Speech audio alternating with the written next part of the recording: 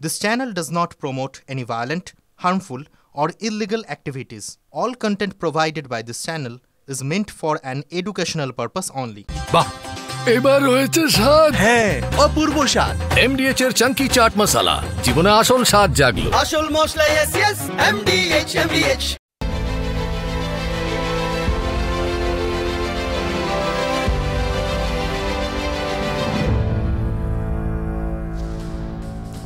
আর এখন নজর রাখতে হচ্ছে টপ 10 ব্রেকিং নিউজে। বড় খবর আজকের 24 ঘন্টায় রাজ্যে ধৃত 12 জন বাংলাদেশি। বড় খবর, অবৈধ বাংলাদেশিদের ধরছে মমতারি পুলিশ। একাধিক ধৃতের কাছে দু দেশের ভোটার কার্ড। বড় খবর আজকে দ্বিতীয় ব্রেকিং, কুকুরের নামে রেসিডেন্সিয়াল সার্টিফিকেট। বিহার সরকারের নথি গ্রহণ করেছে নির্বাচন কমিশন। অভিষেকের এই অভিযোগ খারিজ করলো নির্বাচন কমিশন। বড় খবর, সিগনিফিকেন্ট। 3 নম্বর ব্রেকিং, এসআইআর মানে সাইলেন্ট ইনভিজিবল রিগিং। আগে টাকা আটকেছে, এবার মানুষের ভোটাধিকারে বাধা। কড়া আক্রমণ অভিষেক বন্দ্যোপাধ্যায়ের, নিশানায় বিজেপি। 4 নম্বর ব্রেকিং, বীরভূমে ফের স্বমহিমায় অনুব্রত মণ্ডল। কোর কমিটির আহ্বায়ক হয়ে বাড়ছে নিরাপত্তা। কেষ্টর জন্য Y+ ক্যাটাগরি নিরাপত্তা। আইসিকে গালিগালাজের পর কমেছিল অনুব্রত নিরাপত্তা।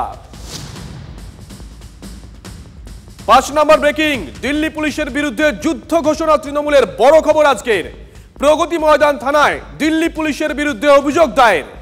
বাংলাদেশি তকমা দিয়ে অত্যাচার করা হয়েছিল ওই পরিযায়ী শ্রমিকের পরিবারকে, এমনটাই অভিযোগ। বড় খবর। 6 নম্বর ব্রেকিং, লস্করের সাহায্য ছাড়া পেহেলগাঁও হামলা হতো না। রাষ্ট্রপুঞ্জের রিপোর্টে ধাক্কা খেয়েছে পাকিস্তান। বড় খবর, রাষ্ট্রপুঞ্জের রিপোর্টে টিআরএফ এর নামও রয়েছে। 7 নম্বর ব্রেকিং, ভারতীয় পণ্যে 25% শুল্ক চাপিয়েছে আমেরিকা। বড় খবর, তাৎপর্যপূর্ণ। ভারত বন্ধু দেশ, তাই 25% শুল্ক, বক্তব্য ডোনাল্ড ট্রাম্পের। ব্রেকিং নাম্বার 8, ভারত রাশিয়া থেকে জ্বালানি কেনায় বাড়তি শুল্ক।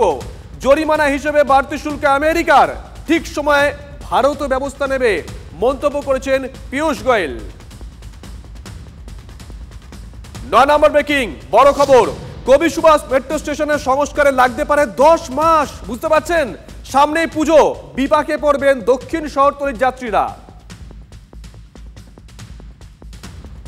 10 নম্বর ব্রেকিং, শিয়ালদা ডিভিশনে যাত্রী চাপ সামলাতে নয়া দাওয়াই। নতুন 10টি লোকাল আসতে চলেছে।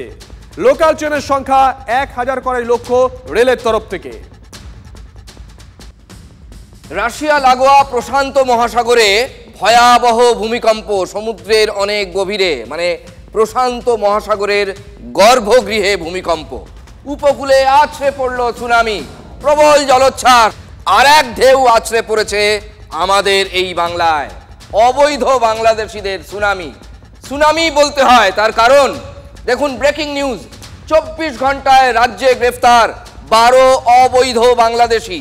নদিয়া, মুর্শিদাবাদ, দক্ষিণ 24 পরগনায় গ্রেফতার 11। এবার কলকাতা থেকেও, যাদবপুর থেকে গ্রেফতার বাংলাদেশি। যাদবপুর থেকে ধৃত বাংলাদেশি মহিলা।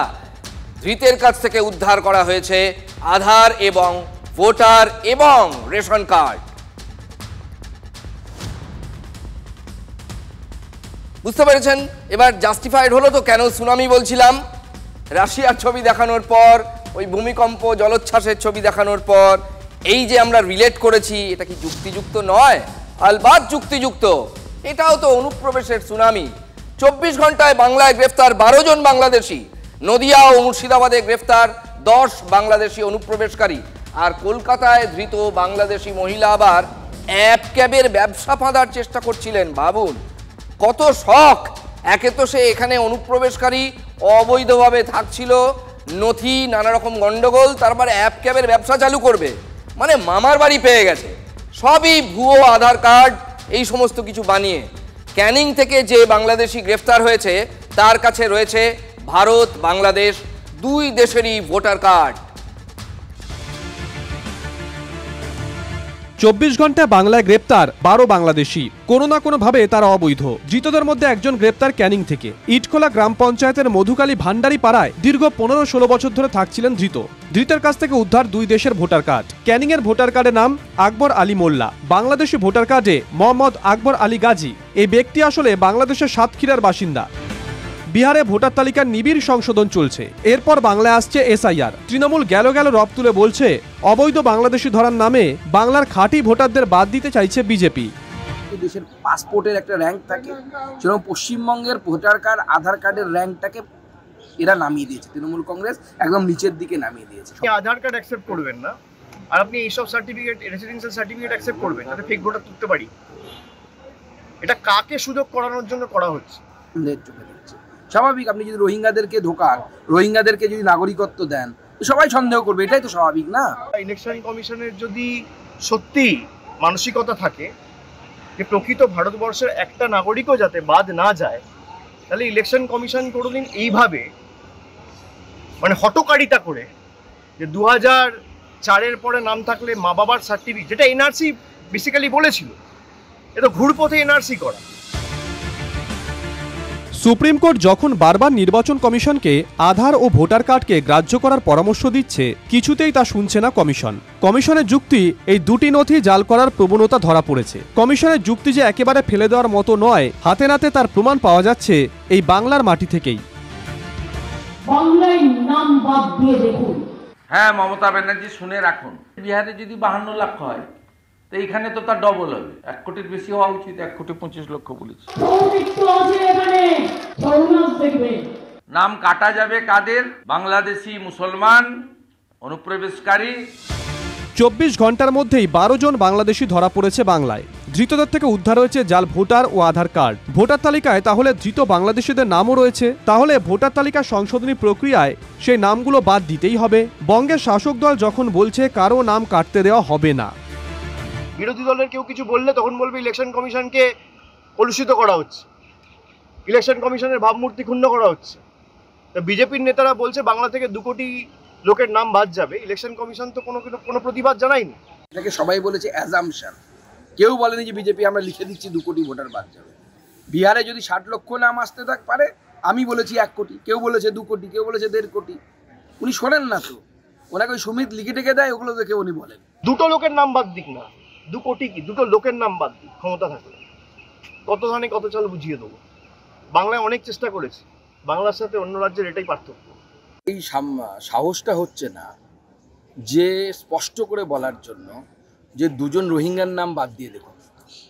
উনি কায়দা করে বলছেন 2 জন ভোটার, কোনো ভোটারের নাম তো বাদ যাবে না। যারা ভোটার নয় কিন্তু ভোটার সেজে আছেন, তাদের নাম অবশ্যই বাদ যাবে। তৃণমূল বলছে কারো নাম বাদ দিতে দেওয়া হবে না, অথচ ঠিক তখনই একের পর এক বাংলাদেশি গ্রেপ্তার হচ্ছে এই বাংলায়, আর বাংলাদেশিদের গ্রেপ্তার করছে বাংলার পুলিশই।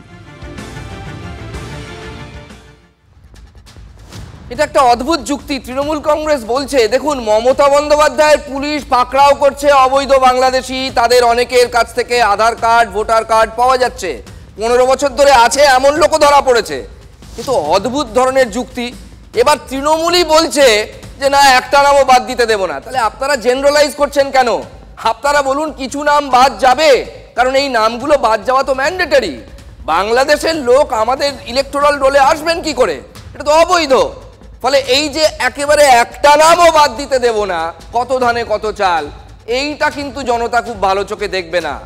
বাংলাদেশি যদি হয় তাকে তার নাম বাদ যেতেই হবে, নইলে ভারতের এবং আমাদের বাংলার গণতন্ত্র বিপন্ন হবে। সে অনেকদিন আগের কথা, 1956 সাল। ছবির নাম একদিন রাত্রে, গান বেঁধেছিলেন সলিল চৌধুরী, নিজেরই লেখা। এই দুনিয়ায় ভাই সবই হয়, সব সত্যি সব সত্যি, মান্না দে গিয়েছিলেন। আর রাজনীতির দুনিয়ায় আজ যেটা সত্যি, কালকেই সেটা ফ্লিপ সাইডে বদলে যায়। বিহারে স্যারে কুকুর ট্রাক্টর। অভিষেক বন্দ্যোপাধ্যায় বিশেষ করে অভিযোগ করেছিলেন যে বিহারে যে স্যার প্রক্রিয়া চলছে তাতে কুকুর এবং ট্রাক্টর, একটি কুকুরকে একটি ট্রাক্টরকে, ট্রাক্টর জড় পদার্থ, তার নামে নাকি বেরিয়েছে রেসিডেন্সিয়াল সার্টিফিকেট, সেটা নাকি ইলেকশন কমিশন গ্রহণ করেছে। সেই অভিযোগ আজকে খারিজ করলো ইলেকশন কমিশন। তৃণমূলের দাবি খারিজ করল নির্বাচন কমিশন। তাহলে তৃণমূলের এই দাবি সত্যি নয়, অথচ আজও সংসদ চত্বরে দাঁড়িয়ে বিহারে কুকুরের নামে রেসিডেন্সিয়াল সার্টিফিকেট দেওয়া হয়েছে বলে দাবি করেছেন অভিষেক বন্দ্যোপাধ্যায়। তার আগেই অবশ্য তৃণমূলকে কটাক্ষ করেছেন বিজেপির রাজ্য সভাপতি শ্রমিক ভট্টাচার্য। শ্রমিকবাবুর নিশানায় তৃণমূলের পোস্ট করা বিহারের রেসিডেন্সিয়াল সার্টিফিকেট। আবার দিল্লিতে পরিযায়ী বাঙালি শ্রমিক হেনস্থার অভিযোগে মুখ্যমন্ত্রীর যে ভিডিও পোস্ট, সেটা ঘিরেও বিতর্ক শুরু হয়েছে। এই দুই অভিযোগকে এক বন্ধনীতে রেখেই আক্রমণ শানিয়েছে বিজেপি।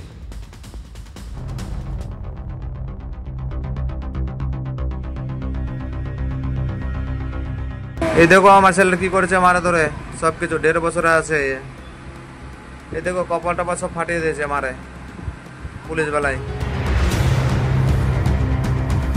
27 জুলাই সেদিন দিল্লিতে পরিযায়ী বাঙালি শ্রমিকদের উপর অত্যাচারের অভিযোগ তুলে সরব মুখ্যমন্ত্রী।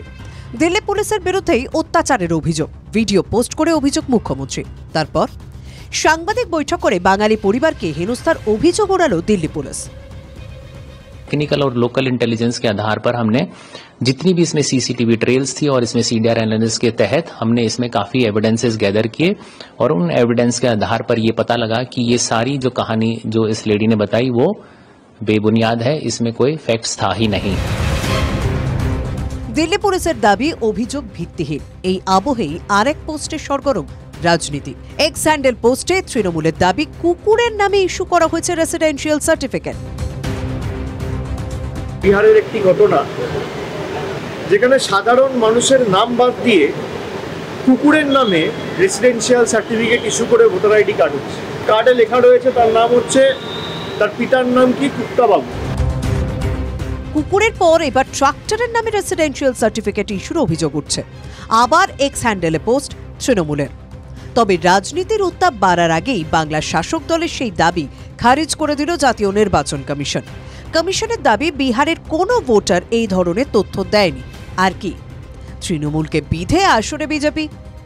দেখুন, এর আগে দিল্লি পুলিশ ফ্যাক্ট চেক করে বলে দিয়েছে ভুয়ো। আগের সিনেমাটা ফ্লপ, এবার আবার কুকুর ট্রাক্টর নিয়ে এসেছে, এটা সুপার ফ্লপ। দিল্লিতে পরিযায়ী বাঙালি শ্রমিককে অত্যাচারের অভিযোগে ভিডিও, তারপর তৃণমূলের পোস্টে কুকুর ট্রাক্টরের নামে রেসিডেন্সিয়াল সার্টিফিকেট। দুই অভিযোগকে এক বন্ধনীতে রেখেই আক্রমণের শ্রমিকবাবু আর তৃণমূল। জাতীয় নির্বাচন কমিশন অভিযোগ খারিজ করে দেওয়ায় অস্বস্তি কি বাড়ল? সেটা তাদের ব্যাপার, তাদের সফটওয়্যার, তাদের কোনটা রাখছে কোনটা ডিলিট করছে তারপর কথা বলছে, কি করে বুঝবো? যেটা সামনে এসছে সেটা সবাই দেখেছেন।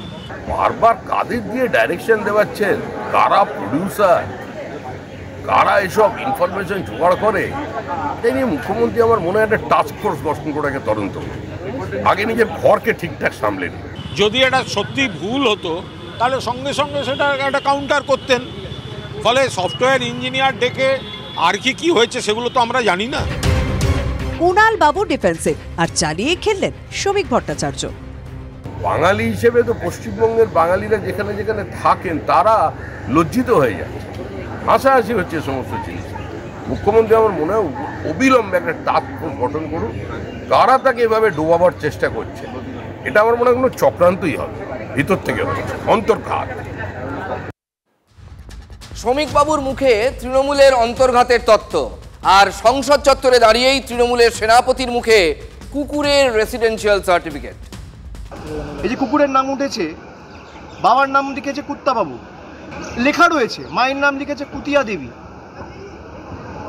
এটা আমি বলছি না, এটা আপনার রেসিডেন্সিয়াল সার্টিফিকেট দেখেছে।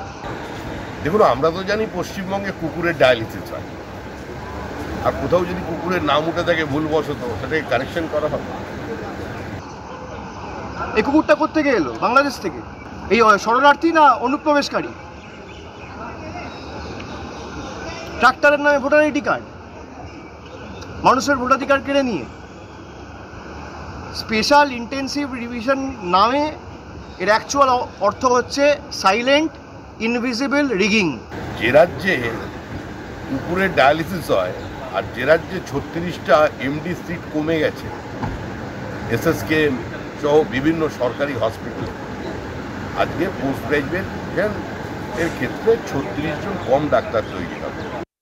শ্রমিকবাবুর মুখে খোঁচা, মুখ্যমন্ত্রীর পোস্ট করা ভিডিও নিয়েও বিতর্ক শুরু হয়েছে, সেটা নিয়েও শ্রমিক ভট্টাচার্য খোঁচা দিয়েছেন।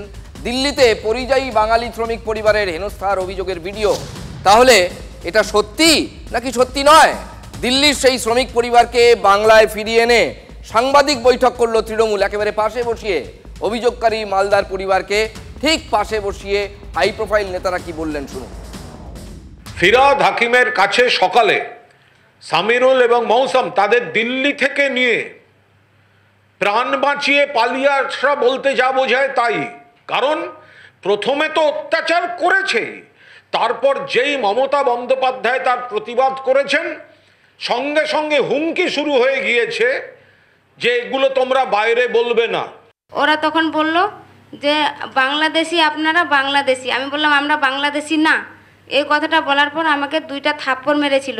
মারার পর বলল যখন তুমি স্বামীকে ডাকতে পারবে না তো তুমি জয় শ্রীরাম বলো, তারপর তোমাকে ছাড়া হবে। আমি প্রথম দিনই বলেছি দুর্বল চিত্রনাট্য। পরিচালকের ওই চিত্রনাট্য super duper flop. Delhi police प्रमाण कर दिए कि मुख्यमंत्री सत्यर अपलाप करेছেন। जब इनसे पूछताछ करी और सस्टेन इंटेरोगेशन करी तो इन्होंने बताया कि इनके कोई रिलेटिव हैं जो मालदा डिस्ट्रिक्ट वेस्ट बंगाल में रहते हैं और एक पॉलिटिकल वर्कर है। उनके कहने पे इन्होंने एक ये बेबुनियाद और बेसलेस वीडियो बनाया। पुलिस তাদের এই থানা থেকে ওই থানা, ওই থানা থেকে এই থানা নিয়ে যাচ্ছে, কবে মিসিং করে দেবে যাতে ওদের পাত্তা না পাওয়া যায়, তারপরে বলবে এটা ফেক। কাল মিটিংয়ে দাঁড়িয়ে বলেছিলাম রেকর্ড চেক করুন এবং ওদের থ্রেট করা হবে, হয়েছে সেটাই। ছবি তো ভিডিও মিথ্যে কথা বলতে পারে না। ওনারা বলেছিলেন, ক্লেম করেছিলেন যে পুলিশ ওনাদেরকে ঘর থেকে বের করে নিয়ে এসেছে। সিসিটিভিতে পরিষ্কার দেখা যাচ্ছে 12:30টার সময় তারা বেরিয়ে এসেছে। যে ভিডিও ফুটেজ ছাড়া হয়েছে, আসল যে ঘটনা, যে জায়গাটায় বাচ্চাটিকে আক্রমণ করা হচ্ছে, সেই ভিডিও ফুটেজ ছাড়া হয়নি। সেই ভিডিও ফুটেজ ওরা ছাড়ুক। এই কেসটা নিয়ে এবার তৃণমূলের সঙ্গে দিল্লি পুলিশের একবারে সম্মুখ সমর বেঁধে গেছে বুঝলেন। গতকাল দিল্লি পুলিশের সাইবার ক্রাইম ব্রাঞ্চে চিঠি দিয়ে তদন্ত চেয়েছিলেন শুভেন্দু অধিকারীর ভাই সৌমেন্দু অধিকারী। মুখ্যমন্ত্রীর বিরুদ্ধে অভিযোগ দায়ের করেছিলেন তিনি। আর আজ কি হলো? পাল্টা আইনি পথে তৃণমূল দিল্লি পুলিশের বিরুদ্ধে। ব্রেকিং নিউজ, দিল্লি পুলিশের বিরুদ্ধে অভিযোগ দায়ের। এই ইস্যুতে প্রগতি ময়দান থানায় অভিযোগ দায়ের। দিল্লি পুলিশের বিরুদ্ধে অত্যাচারের অভিযোগ সাজনুর পারভিনের। তাদের তরফ থেকে যারা ভিকটিম, যাদের ওপর অত্যাচার হয়েছে, সেই পরিবার কলকাতা পুলিশের কাছে আইনিভাবে অভিযোগ করছেন। মুখ্যমন্ত্রী মিথ্যেবাদী প্রমাণিত হয়ে গেছে। এখন তাদেরকে ভয় দেখিয়ে চেষ্টা করছে তৃণমূল কংগ্রেস। তাদের ফোন কেড়ে নিয়েছে, তাদের সই করিয়েছে, কি লিখিয়েছে ভগবান জানে। একদম গরিব ঘরের মানুষ, তারা সেভাবে বুঝতেও পারেননি কিসে সই করিয়েছে। আর এত দুঃখ কদর কেন? মুসলমান বলে, মুসলমান ভোট ব্যাংকের জন্য, পুরোটাই তো মুসলমানদেরকে নিয়ে ওদের মাথা ব্যথা। বর্ষ ভাঙার চেষ্টা দয়া করে মোদি এবং অমিত শাহ করবেন না। এটা আমাদের কনস্টিটিউশনাল অ্যাপ্রুভ ভাষা। এই ভাষাকে অপমাননা করতে পারেন না। দিল্লি পুলিশের বাপের ক্ষমতা নেই যে বাংলা ভাষাকে কনস্টিটিউশনালের যে আমাদের স্বীকৃত ভাষা তার থেকে সরিয়ে দেওয়ার। ভোটের অঙ্কে সবটাই বাংলার শাসকের সাজানো চিত্রনাট্য। বিজেপি শাসিত রাজ্যে বাংলার মানে আমাদের এই বাংলার বাঙালিদের ওপর কোনো নির্যাতন হচ্ছে না। যে বাঙালিরা নির্যাতনের শিকার তারা সবাই প্রত্যেকেই বাংলাদেশি। সেই চিত্রনাট্য সাজাতেই গুড়গাঁও বা গুরুগ্রামের বাঙালি বস্তিতে তার দলের সাংসদদের পাঠিয়ে দিয়েছেন মমতা বন্দ্যোপাধ্যায়। 5 সাংসদ একসঙ্গে গিয়েছেন। রাজবংশী বাংলা ভাষায় কথা বলেন এরা সকলে। এনাকে তুলে নিয়ে গিয়ে সন্দেহ হয়েছে, ইনি বলছেন ভোটার কার্ড দেখিয়েছেন, আধার কার্ড দেখিয়েছেন, তা সত্ত্বেও পোশাক খুলে নিয়ে দেখেছে যে হিন্দু না মুসলিম। আমরা কোন ভারতবর্ষে আছি? সমস্যার শেষ নেই, ঠিক তেমনি মানুষের দুর্ভোগেরও কোনো শেষ নেই। মেট্রোর কথাই ধরুন, কবি সুভাষ মেট্রো স্টেশন এখন বিভীষিকার আর একটা নাম। মনে রাখতে হবে, আমাদের দেশের লাইফলাইন যেমন ভারতীয় রেল ব্যবস্থা, কলকাতা শহরের অন্যতম লাইফলাইন কিন্তু মেট্রো। গোটা স্টেশনটাই নাকি ভেঙে ফেলতে হবে এবং 9 থেকে 10 মাস সময় লাগবে, এছাড়া কোনো গতি নেই। পিলার ভাঙা, কে রিস্ক নেবে মশাই? ভেবে দেখুন 15 বছর বয়সে এই স্টেশনের এই হাল, তাহলে স্টেশনটা বুড়ো হলে কি হতো বলুন তো, যদি এখন ধরা না পড়তো। কোনো রেল বা মেট্রো স্টেশনের কথা ধরা হলে নেহাতি একটা শিশু সবে 15টা বছর, এরই মধ্যে আর আয়ু শেষ, পরমায়ু শেষ। এত খারাপ অবস্থা যে বাঁচানোই গেল না। মেট্রো কর্তৃপক্ষ জানিয়ে দিয়েছে ভাঙতেই হবে, তারপর আবার তৈরি করতে হবে, অন্তত 1টা বছর সময় লাগবে, ওই 10-11 মাস তো লাগবেই। ততদিন কি করবেন যাত্রীরা? উত্তরটা সহজ, দুর্ভোগ পোহাবেন, হয়রানির শিকার হবেন। কবি সুভাষ মেট্রো স্টেশন, যেটা অন্তিম মেট্রো স্টেশন, মানুষের কাছে কিন্তু অত্যন্ত গুরুত্বপূর্ণ। সেই মেট্রো স্টেশন আগামী 9 থেকে 10 মাস ন্যূনতম বন্ধ থাকার কথা বলছে, সেটা কিন্তু বছর পেরিয়ে যেতে পারে। আর এটাই কিন্তু সাধারণ মানুষের কাছে অত্যন্ত দুর্ভোগের জায়গা হতে চলেছে। একের পর এক পিলারে ফাটল, স্টেশনের অবস্থাও এক কথায় শোচনীয়। কিন্তু প্রশ্ন হলো, একদিনও তো এগুলো হয়নি, কাল তুলেছিলাম এই প্রশ্ন, রোজ তোলার মতো এই প্রশ্ন। তাহলে এতদিন কর্তৃপক্ষ কি করছিলেন? তারা কি ঘুমোচ্ছিলেন? বিপদ বাড়তে বাড়তে যখন একটা মারাত্মক জায়গায় চলে গেছে, তখন ঘুম ভেঙে দাওয়াই দেওয়া হচ্ছে, ভেঙে ফেলা হোক পুরো স্টেশনটাই।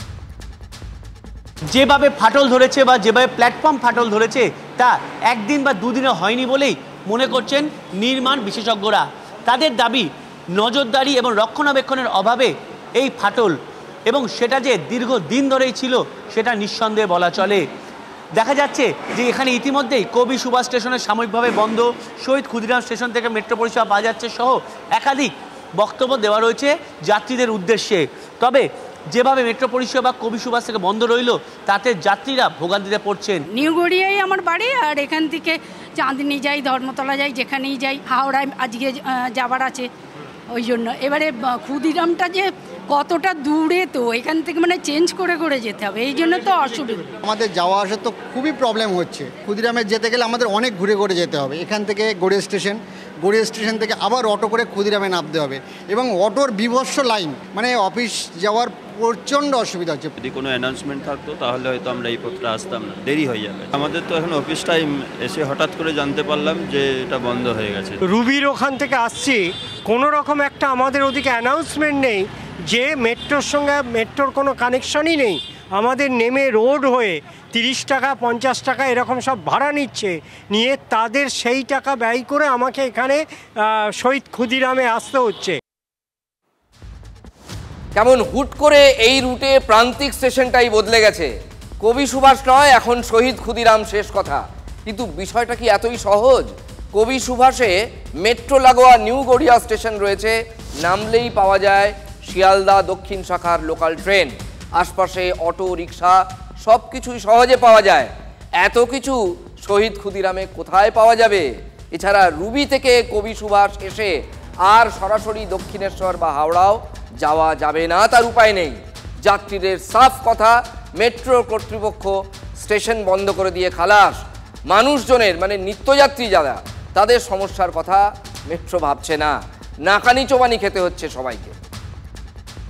অটো রিক্সা এখন 50 টাকার জায়গায় 100 টাকা 150 টাকা চেয়ে বসছে। আমরা যখন রাত্রে ফিরছি, একটা রিক্সা উঠছি, বলছে আমার 150 টাকা লাগবে, 100 টাকা লাগবে, অটোই বলছে। নাহলে লাইনে 100-150 লোকের পেছনে লাইনে দাঁড়াতে হচ্ছে, প্রচুর ভোগান্তি হচ্ছে আমাদের।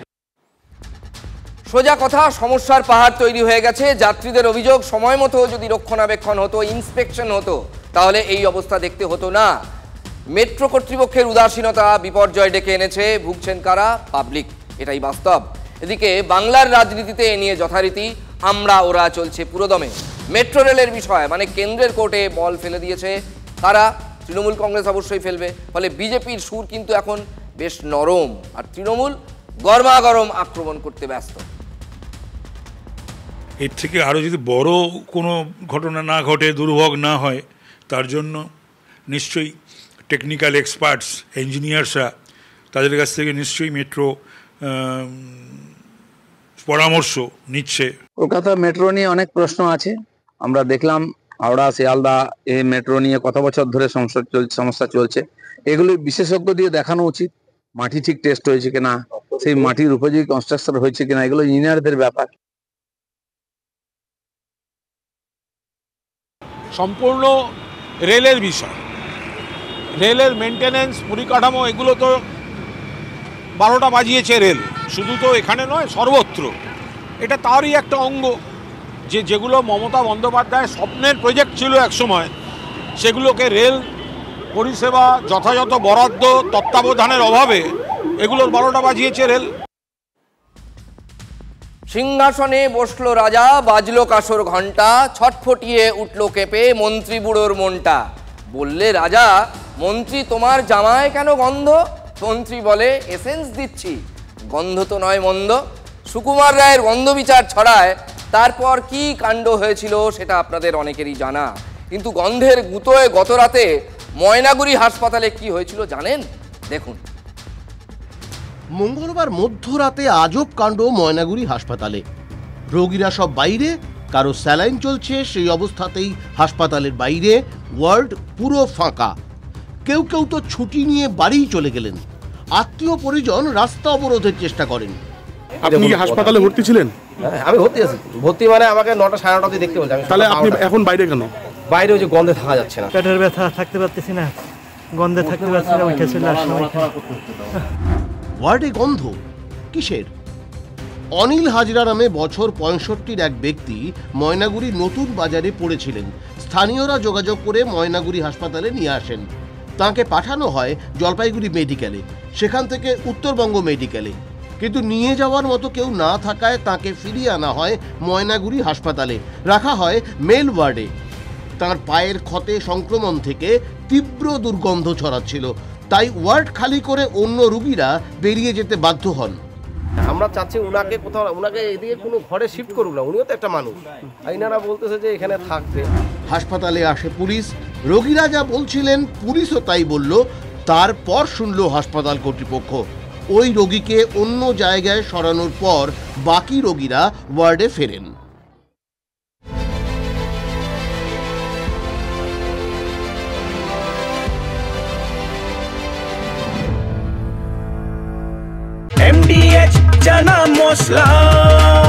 এখন ছোলা হোক বা বরবটি দানা, সাদা চানা হোক বা কালো, সব রান্নাই হবে অসাধারণ।